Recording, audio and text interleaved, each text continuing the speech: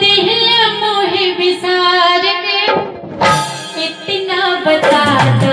ए दुल्हा गंगा पार के इतना बता दो ए दुल्हा गंगा पार के काहे जिया दुखौरा चल दिल मोहे विसार के इतना बता दो ए दुल्हा गंगा पार के इतना बता दो ए दुल्हा गंगा पार के।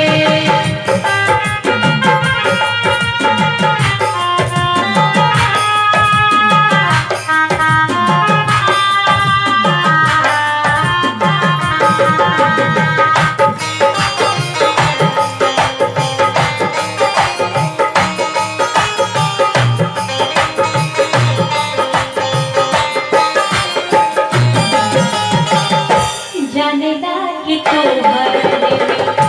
बसला परनवा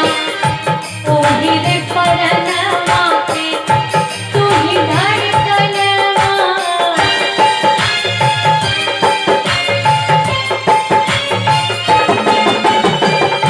जानेला कि तोहर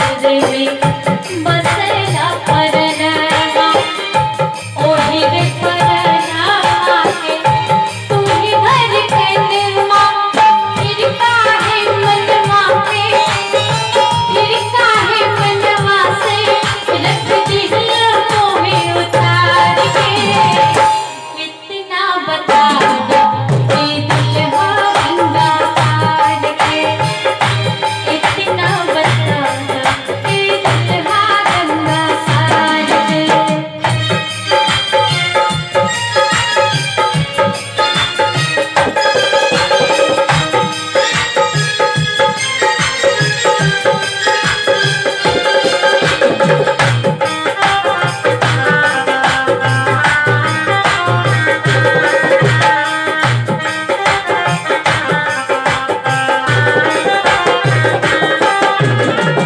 सोच ले कि अंगना में